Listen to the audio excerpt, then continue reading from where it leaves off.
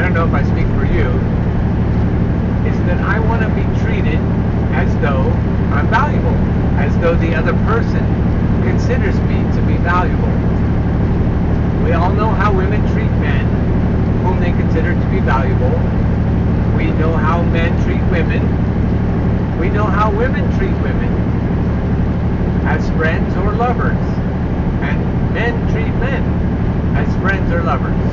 We know how it feels, or it looks at least, we know how it looks when one person finds another person to be valuable. So, first thing you have to do is value yourself. First thing I have to do is value myself and expect to be treated that way. And that's exciting. I expect to be treated that way. I am valuable. And if I get treated like yesterday's news or yesterday's food, then that's not it. That ain't it, kid. That ain't it, kid. And so I'll look forward to better treatment in the future because I expect it. It's a whole new world. As you expect better treatment, the very last thing you want to do is pout and bang on your high chair and say, why don't you treat me better? You don't manifest better treatment that way.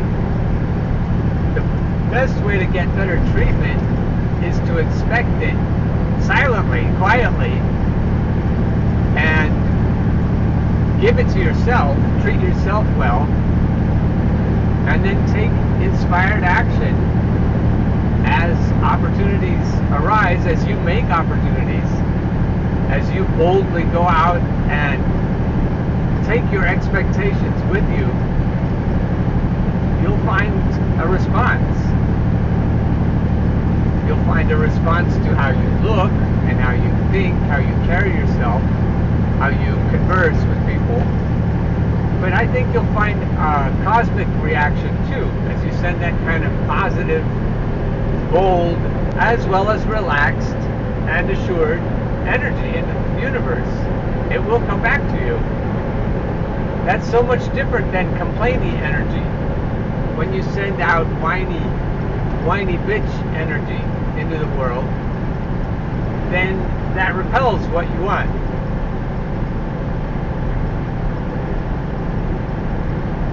So you're grateful, bottom line, you're grateful that you can see how much better you deserve than what you've been getting. And that's great if it leads to you powerfully expecting, now that you know how valuable you are, better treatment. Sometimes you'll just laugh when you see the way people think they can get away with treating you. You'll say, no, I don't think so. That's not even close. And you'll say things like that. Whether or not you have a better option, you always do, even if you can't see it yet. All kinds of better options. And you'll expect them just the way you've learned to expect miracles. And you'll manifest them as you expect them. You're not stuck. You're never stuck.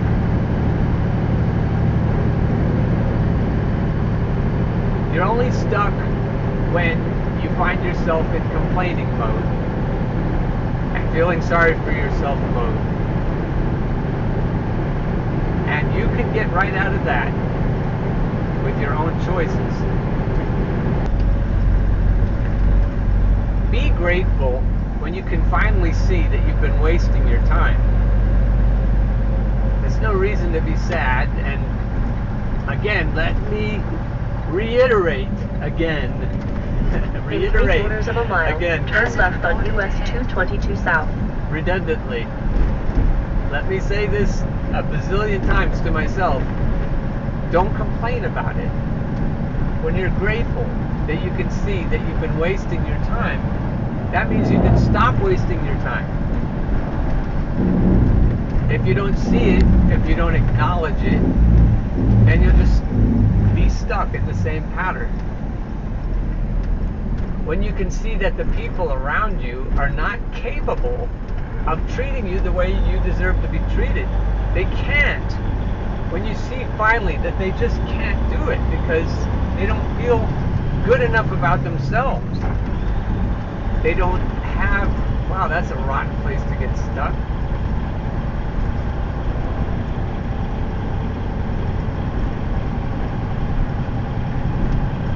They don't have it in them. It's a game. It's like if you show someone else that that person is valuable, then you'll lose space somehow. You'll lose in the game. You won't have enough control. You won't have enough power. So it's just not part of how you do things. You can't allow yourself to bow down, in a way of speaking, to that other person and treat them with respect, treat them as though they're valuable. As I went back and watched that, it wasn't clear that I was talking about the people who seem unable to afford you the respect you deserve. The reason they can't value you is because they can't value themselves. And then I put myself in the place of that other person, and it wasn't clear I was speaking for that person who seems unwilling and unable to give you what you deserve. I stayed too long in the place of that other person, and it seemed like I was trying to get you to agree that that's how you should act. And of course, no, you shouldn't be treating people that way. But it's pretty difficult to persuade someone else, especially a powerful, stubborn person, to treat you the way you need to be treated just by complaining and whining. And if they can't change anyway, why bother? And this is a problem you'll see over and over again all around you in the way toxic monogamy works, but just in the way every relationship Turn left on US 222 South. seems to devolve into eventually. And instead of getting cynical about it, you can just say to yourself, well, there are billions of people in the world, and I'll find people whose energy doesn't flow that way, who don't have to diminish me to feel good about themselves. And the truth is, anyone who diminishes other people doesn't feel good about themselves. And it isn't our job to take people where they them into people who will treat us the way we need to be treated. It isn't our job to take people who don't treat us well and turn them into people who treat us well. That's a big point that Aaron Dowdy brings up.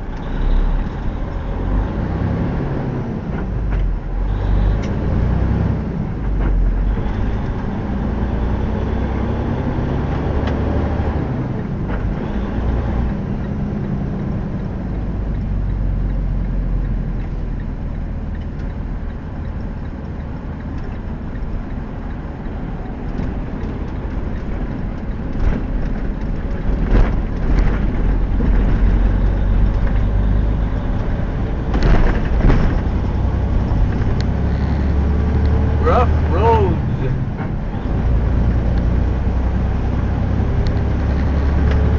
That also bears repeating. It's not our job to fix people. It's not our job, because when we send them the energy that they need to be fixed, if we aren't openly complaining, we are giving them the idea that they're not good enough. It's not a good way to interact with people. If they're not good enough, then move on. And that's what needs to happen. ultimately. We need to move on, because otherwise we're caught in a codependency dynamic that isn't good for anybody. Say this with me now a few times before you go to sleep. I expect to be treated as though I am spectacularly valuable. I expect to be treated as though I am spectacularly valuable. I expect to be treated as though I am spectacularly valuable. Because, in fact, I am.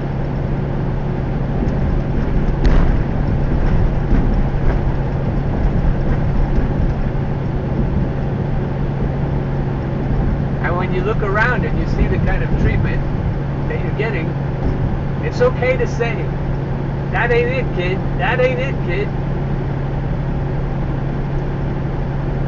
Bonus points if you can quote what musical that's from and what song it's from.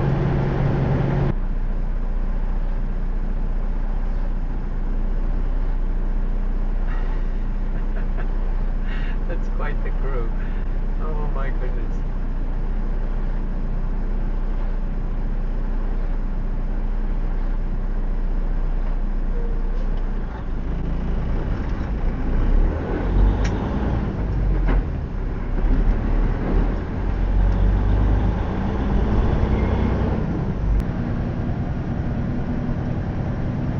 Well, I could have told you that probably.